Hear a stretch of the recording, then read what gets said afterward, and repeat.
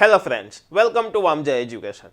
આ વિડીયોમાં આપણે જોવાના છીએ ધોરણ 8 વિષય ગણિતનો ચેપ્ટર નંબર 9 છે માપન. માપનમાં આપણે પહોંચ્યા છીએ સ્વાધ્યાય 9.2નો પ્રશ્ન નંબર 3. તો ચાલો ફટાફટ આપણે તે શીખવાની શરૂઆત કરીએ.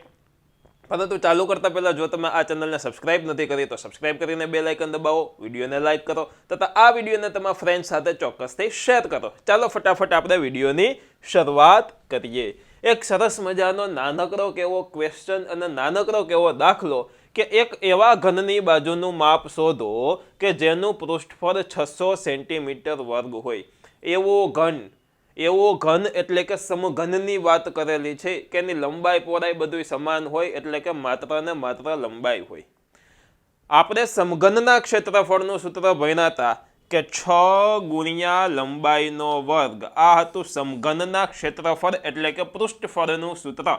પરંતુ આમાં આપણને પૃષ્ઠફળ આપી દીધું છે, બાજુનું માપ એટલે કે લંબાઈ આપેલી નથી. તો આપણે સૌથી પહેલા લંબાઈને કંઈક ધારી લઈએ અને પછી દાખલો ગણીએ. જોવો જોઈએ કેમ કરશું કે સમઘનની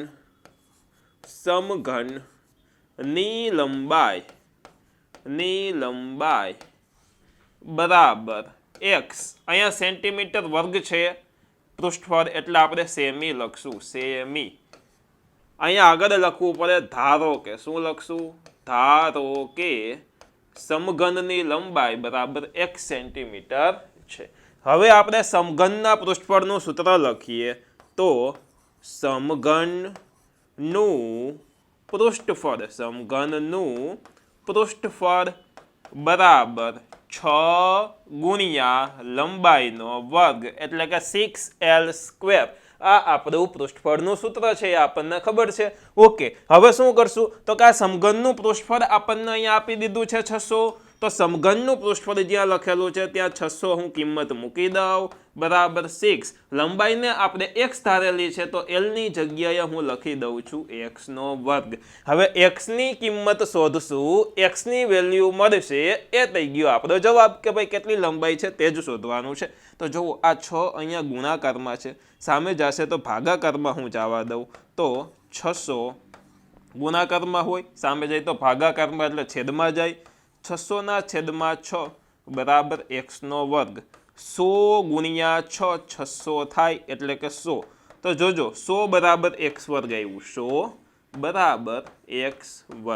હવે વિચાર કરવો જોઈએ કે આ 100 છે એ કોનો વર્ગ છે તો કે 10નો વર્ગ 100 છે. કેનો વર્ગ છે? 10નો. તો જો આવી રીતના હું લખું 10નો વર્ગ બરાબર x² બરાબર સરખું બરાબર કરવાનું છે x². હવે બંને બાજુથી વર્ગ ઉડાડી દઉં એટલે આપણને 10 બરાબર x. એનો અર્થ એવો થાય કે x બરાબર 10 આપણને બાજુનું માપ મળી ગયું. પણ આ જે x બરાબર 10 છે અહીંયા હું બાજુમાં લખી નાખું.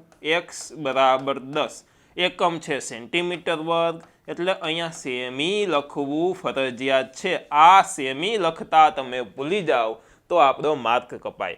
પૂછ્યું છે શું? એક એવા ઘનની બાજુનું માપ શોધો કે જેનું પૃષ્ઠફળ 600 સેન્ટીમીટર વર્ગ હોય.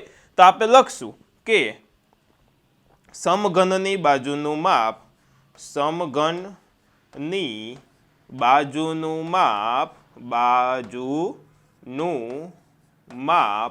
10 સેન્ટીમીટર 10 સેમી છે. તો મિત્રો અહીંયા થઈ ગયો આપણો આ સરસ મજાનો જવાબ.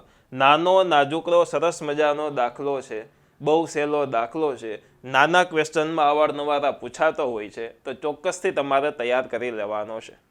વિડીયો ગમ્યો હોય તો વિડીયોને તમારે લાઈક કરવાનો છે. મિત્રો એક વસ્તુ ખાસ લેવાની કે જો તમારે તમારા ધોરણનો કોર્સ ખરીદવો છે, બેસ્ટ કોર્સ, તો ચોક્કસથી તમે વામજા એજ્યુકેશન એપ્લિકેશનમાંથી કોર્સ લઈ શકો છો, ખરીદી શકો છો. મેં પહેલાં કીધું કે એક વસ્તુ ખાસ લેવાની. શું કામ? તો કે તમારા ધોરણના ઘણા બધા વિદ્યાર્થીઓએ કોર્સ ખરીદી લીધો છે અને ખૂબ સારું એવું તેની અંદરથી ભણે છે. તો તમે પણ જો તમારે જરૂર લાગતી હોય તો ચોક્કસથી તમે ખરીદી શકો છો. ઓકે, વિડીયો સારો લાગ્યો છે તો લાઈક કરી દો. ચેનલમાં નવા છો તો સબસ્ક્રાઈબ કરીને બેલ આઇકન દબાવો અને હા, કોમેન્ટ કરો વિડીયો આ દાખલો તમને સમજાનો છે કે નથી સમજાનો.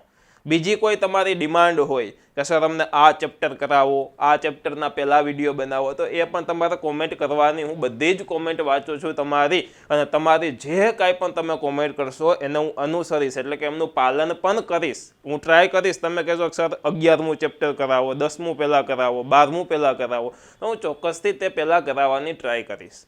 બરોબર? તો મળીએ છીએ સરસ મજાના બીજા નવા વિડીયો સાથે. ત્યાં સુધી ભણતા રહ્યો, ગણતા રહ્યો, પ્રેમ કરતા રહ્યો. ધન્યવાદ.